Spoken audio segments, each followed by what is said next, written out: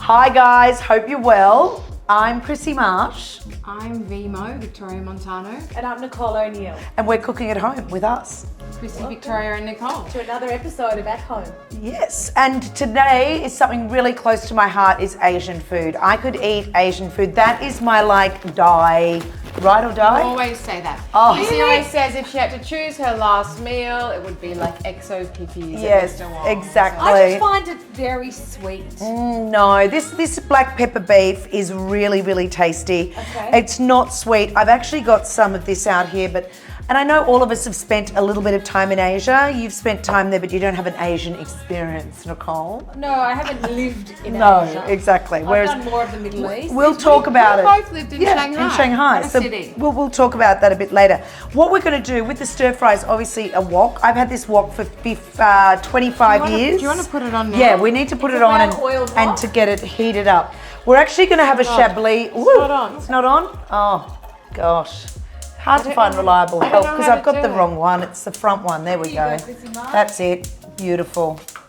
Thank you, girls. Having a bit of a Chablis, and I love ice in my wine. Don't let anyone tell you you can't do it. I'm drinking a sparkling You water. do as you, I am boo. driving. You do you. So Victoria's going to coat this here for me now. So I'm going is this a Sunday lunch? Is this Oh a look, this Tuesday is a Tuesday. I'm going to serve this with some steamed This rice. is cornstarch. It is cornstarch. Gluten-free. And you can actually, this whole thing's gluten-free, but you could actually make this, for a lunch, for a dinner, whatever you want as a side dish. I like to use eye fillet because I really love that good quality meat. It doesn't matter. People say, I want to stir fry. You can just get strips of whatever meat. No, you still need the best quality meat that you can buy. So Nicole, if you want to put about 2 tablespoons of the sesame oil in over there. I love sesame oil. The big thing is to cook these all little bit separately. So I am going to cook the onion and the capsicum now. Going to throw that in. Oh, Nicole, she's very elaborate. That's a lot of oil. The big thing with the stir fry is keep things. Oh, we don't need the heat on. We won't start a fire. It's too noisy, Nicole. Okay. There you go. Keep it moving, and just exactly like you would anything else, is wait till it's translucent. Then once Victoria's. So what do you have in here, Krissy? So it's all Capsicum? that's in there is capsicum and onion, and it's just basically cut into strips like you saw. So what we'll do is once they become a little bit translucent, Nicole's trying to flip it like in a Chinese restaurant. You don't need to do that. You just need to keep things moving. She is an even. you Can do, I can do better. Anything you can do better Have you than noticed that. they Yes, you relegated can. me to Yes, the you back? can. Because they know I will She outline is. them. She's a star of the show. Exactly. Now what I'm going to do is, don't follow me here, but I'm just washing out this dish because I couldn't stand to have another 100 dishes. And I'm going to make the sauce in here. So pretend that this is clean, and we are going to put in some soya sauce. Pretty much so. We're going to put in some black pepper So Krissy, Wait. why do you put the cornstarch on the meat? because it basically gives it a nice coating and tenderizes it. And also when you're cooking it, it brings all the sauces together and makes it basically stick to the meat. So right now, It Nicole's. also thickens the sauce. It does. It thickens the sauce through, but it also allows the sauce to be drawn into the meat, which is obviously going to thicken it as well. So we've got soy sauce, black pepper. I'm going to put a bit of oyster sauce in there as well. We're going to keep the shallots, which I've done for garnishing. So once we've done, This is delicious too with cashews. yes, you When do can, these but go in? black pepper beef doesn't. They can go in to, Soup? yep, with Nicole's. Now? Yep, throw those in. Then we've got garlic and I'm putting that directly into the sauce. Garlic and ginger directly into the sauce, not into the pan, because that will heat through and cook once we do that with the beef, okay? So this is hoisin wine. If you don't have the Chinese wine, you can use a little So bit what is it, of... a rice wine? It's a rice wine, Okay. but it's not like, you can't use rice wine because rice wine's a bit too vinegary. Like if you So didn't can I have say what this, it if you didn't have this, the Chinese wine, you could actually use. Can you buy that at a supermarket? You can, you Okay. can, but you could use white wine, a little bit of white wine as well. Look, a lot of Funny people. because Asians very hard dish to cook at home. A lot of people don't know. Oh my gosh, it's 2 seconds. Look at this. I know, That's but already it sounds done. more complicated. Yeah. Flavoured. That's It's already about done. the flavour. Pull that out, Nicole. Toss that into there. Your wok's a little bit. Oh no, I know. Sorry, it is because it's 22 years old. I know how to handle this wok, Nicole. Should I put It's this very sauce in? temperamental, this I'm wok. going to marinate this beef. Oh, no. We're not putting the beef. No, the sauce goes on top. We're going to cook Alright. the beef in batches so we don't overcrowd the pan. Wow. Yeah. Otherwise, you boil the meat rather Yeah. Then frying than it. fry it. So that is, you just put that like that. And then in batches now, keep that nice and hot. We're going to put the beef in, but maybe just do half. Oh, yep. Maybe that's a little bit more, Nicole. Sorry. Take out half. Can you take out half? Yeah. Okay. Probably could have used a little bit more cornstarch. Probably my Where's the quantities were. cornstarch? Let me just grab it. Do we want to put it on after the fact? No, we can do it in this batch here. Okay. A little bit more. So am I searing or cooking? You are, well, almost cooking, but Okay. sort of searing it a bit. Might put a little bit more oil in there. Oh no, if you just keep tossing it, it'll come apart. Trust me. I'm Need not a some big oil. Asian It needs- cooker. Yeah, I that's always all right. feel like Here. it's very. Is this sesame No, oil? this is the sesame oil. needs Here, more. let me jump in there, Nick. I'll, not that I don't trust you, but So what do you have here? It was the soy sauce, the Southern wine. yeah. And when you're using a really good quality beef as well, it doesn't matter if it's a little bit rare. And the Yeah, reason it's not why chewy I then. don't do little tiny strips is because this is black peppered beef, you want it a little bit chunkier. This could possibly be one of my favourite dishes ever. But see how some's not cooked all the way through, some, because it's going to go back in anyway. So keep it nice and hot. And once it sits out there, the whole idea is just not to, Maybe put a bit more oil. yeah, okay. It'll, yeah, thanks for that tip, Nicole. Didn't you say you didn't cook a lot of Chinese? I'm like saying I'm the Chinese expert. See these little crunchy bits around the side? Never get rid of them because they are little bits of corn flour that are going to make it all the more tastier. Have you got any MSG to put in this? No, definitely not. We don't want any MSG in this. But you can cut these into, if you're making these for kids, you might want to do a little bit smaller strips.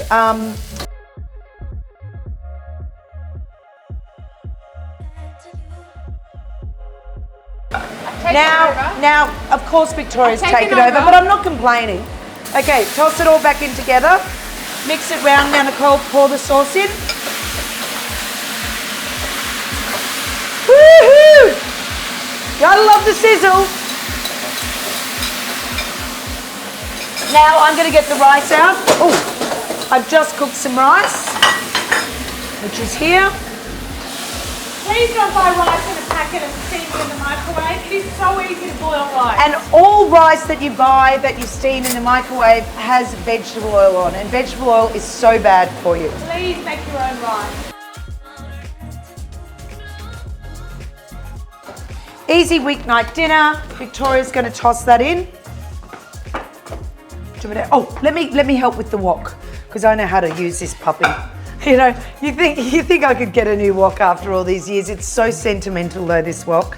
See how the cornstarch has made it go sort of soft and glossy, and you can put just a few of those spring onions over the top to serve. Bon appetit, ladies. Quick, easy meal. Wait, we forgot to put this maple syrup. Yeah, because I didn't want it. I don't like it sweet, but if you like it sweet, you could add that little bit. Yeah, little bit of. I love a bit of sesame, maybe some cashews. Sesame Oh. seeds. Well, then that's a chicken and cashew. This is a beef, a black pepper beef, Nicole. Keep your cashews to yourself. I would love to sit down and chat a little bit about our experiences in Asia and your experiences about living abroad as well in Lebanon. Okay. So let's chat, girls. See you at the table.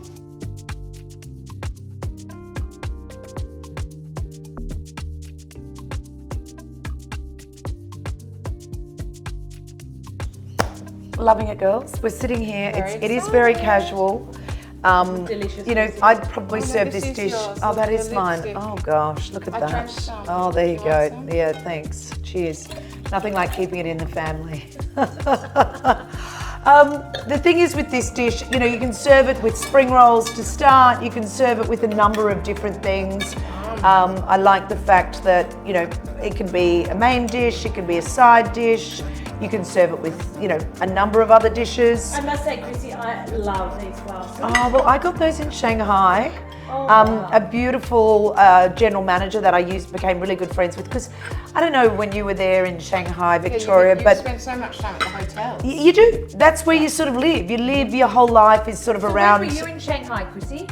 2013 was when I first arrived, and I was there for almost 3 years. But you pretty much live your life I had to say around really- food. When were you there, Victoria? I was there 2006, Oh my gosh, 2007. it was a totally. I saw how much it changed in the few years that I was there. That must have been I a was lot more pre-Olympics. primitive. I was pre-Olympics. A lot more primitive. We Yeah, it should be was. having some chili flakes on this, guys. Oh yeah, that beef is beautiful. Authentic. So, I think for That me, was very easy to make. very quick. Living in another country for me, it really, and I think for the kids as well, it really, you can never explain what Shanghai, and I can't imagine you were there that many years before. So when I was there, Pudong was about a quarter built. Yeah.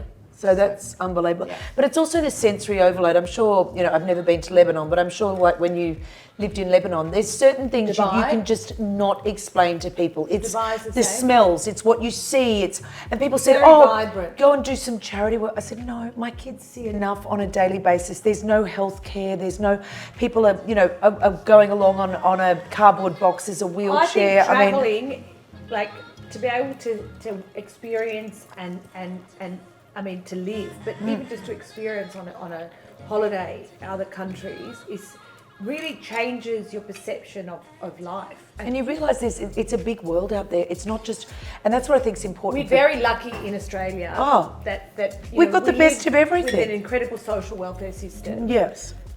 There's a lot of countries where it just doesn't exist at all. Doesn't. Sorry, that's my dog trying to break into the premises. That's what happens with the new 12-week-old puppy.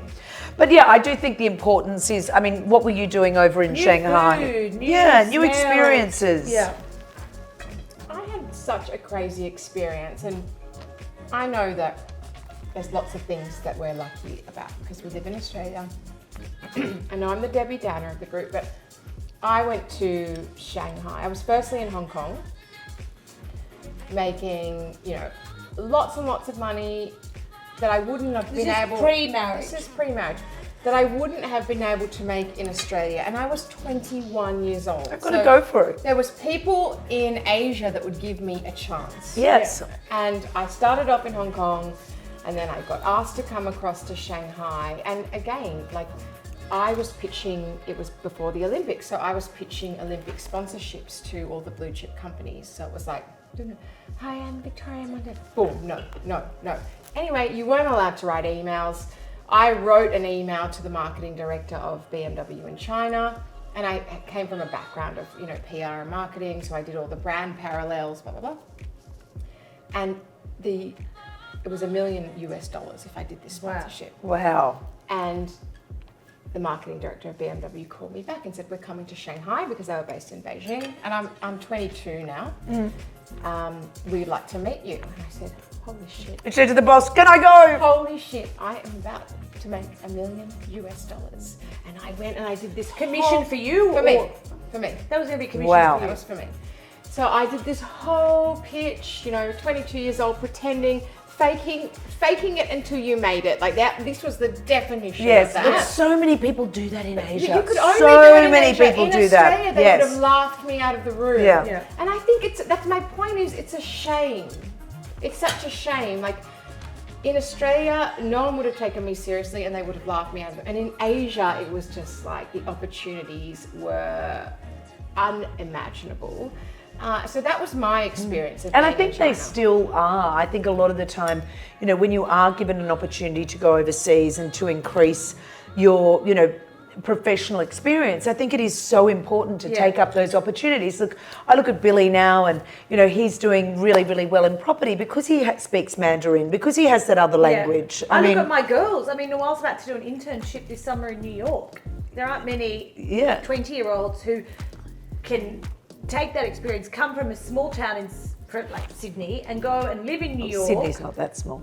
Versus New York, where everything is massive. It's on a big scale. It's a bit small-minded, Sydney. That's my point. I just feel like, jumping on the subway, learning to walk and live around homeless people, and it's quite confronting when you go. You have to also be very aware. There's muggings and murders, and there's constant sirens. The constant sirens in New York, that gets me. But I think because we've lived overseas and she's experienced, broadening her horizons, that she's not able overwhelming. to do it. It's not overwhelming.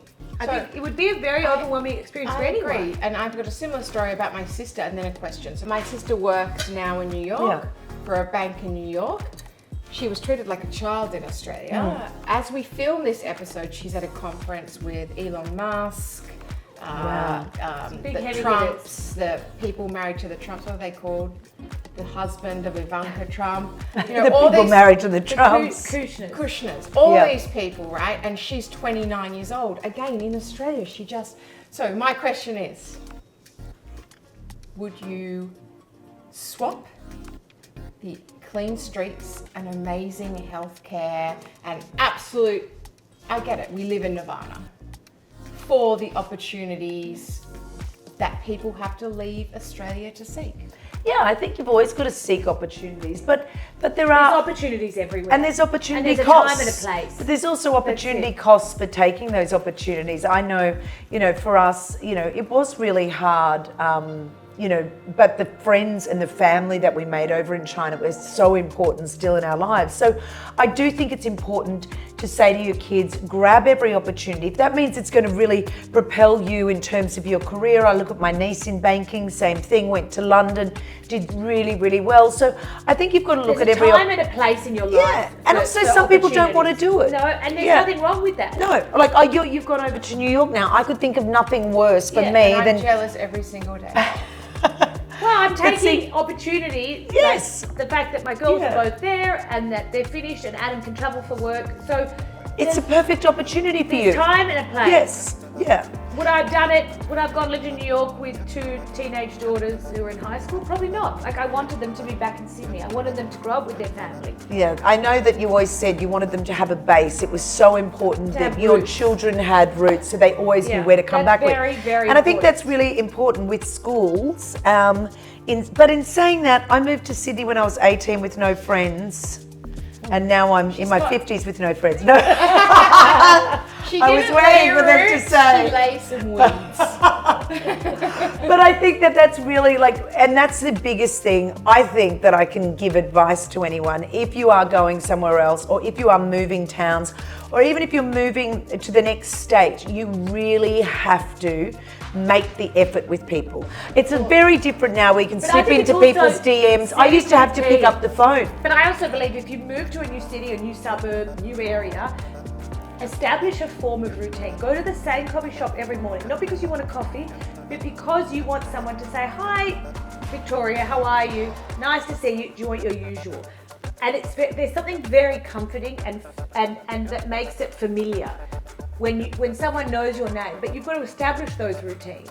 But also, on the flip side of that, and as much as that does make you feel comfortable and make you feel safe, the whole purpose of being somewhere else is to be out of control. It is. And to be out of your comfort zone. And being in New York is very much. And Shanghai, you could go to the same cafe every day. They wouldn't have a clue. They wouldn't have a clue. They wouldn't have a clue what you ordered. My point is, what is it that makes you so happy about your barista knowing you? Why does that make you happy? Because it's a comfort. Yeah, but I love routine. Strong. Like but you can have routine. I agree, but I don't necessarily need to go to the same place. It's not in the safety of being known. If you're the type of person that is scared of change, you can change your environment, but stick to a routine. I'm saying, fuck that. You can't be. Like, get on the plane, do the things. Like, Get out of your comfort zone. Get out of your And do you know what? comfort You zone. also got to look at, like, I had joined all the expat communities. I had joined all the, Aussies abroad, all those sorts of things so that I could, basically network and gain connections, not connections for our business, but just to basically, have a social network. And I think I did that when I moved to Sydney. And that's a big thing, what I say to people. Just, you don't have to pick up a phone anymore. Slip into someone's DMs, better than a dating service, better than, but connect with friends. You don't have to. I'm a Cancerian and I like being alone. It's just, I don't have to worry about all these things. Cancerians like being alone. Yeah. Really? Yeah, we like our own company. See, my mum's a Cancer. My mum loves being surrounded by people. She must be like, what date is she late? Yeah, She she's. must be like Leo, right? She is. Oh, maybe Leo rising. There you go, Miss. And I Miss hate being Athena on my Star own. Woman in the corner here. Who am I? Athena Lavendi. Yes, no, Athena Star Woman. That used to be a star lady that, do you know, Yeah. I've never read my stars since Johnny and I have been together, and I would never go to a fortune teller. Because You've when never read your... not since we've been together. The day that we decided to be together, for me, that was like, if I would always read my stars because I was single and I'd want to know what's Searching. happening, and I was I searching. just read them and laugh. So for me, I I just read just, them and I don't know. I just find that, and now I wouldn't go see a fortune teller either. I find I've that. never been to a fortune teller. Oh, I have. I've been to some great ones. Really? Oh my God, amazing. And have they been When I right? first moved to Sydney, I went to one and I recorded it back on the cassette in the day, and I played it to my mum. I said, how ridiculous is this? It said I was going to live in Italy, and it said I And was... you did? Yeah, and it said I was going to leave my job, and I had the best job working at Ritz-Carlton, looking after Madonna, Neil Diamond, anyone, Princess Diana. Literally, the hotel company was taken over by the Marriott Group, and I had resigned within 2 weeks. It was like, and I went back and listened to this, and Mum goes, remember it said you were going to try on Italy like a perfume, then go back and live there? I was like, oh, like it was so accurate. And then it said I was going to meet the man that I met in Italy wasn't going to be my man, but years later I was going to meet this guy and we're going to climb a mountain together. We're going to build a business. We're going to do this. Well, yeah, Johnny and I are very You much... mean like metaphorically? Metaphorically. So you didn't do Kilimanjaro? No, but I did do Wangsheng Mountain, Yellow Mountain. I would love to do Kilimanjaro. But guys, that we digress. Yes. And I do feel like maybe we should, in season 4, because we've done our storyboards for season 3, have a psychic medium on the chat. That Oh, would be- no way. No, a different psychic medium. There's some really good ones, but Okay. finishing We'll up, let you find one, Victoria. I'll find one. Finishing up on living overseas Experiences. I have to say though, we do live in the best city in the world. We do. We I do. mean, With the without best a food, the doubt, best. I'm best sorry, anyone everything. that's tuning in from New York or tuning in from Atlanta, because we have a lot of people I know down south as well in the States. But we believe Sydney Sydney. to Sydney. cheers. Here's to Sydney. And look, I'm from Brisbane, Vegas, but I love Queensland as well. So Sydney is cheers just to that, amazing guys. city. Eat up. We're going to finish this rice and this beef. And to you.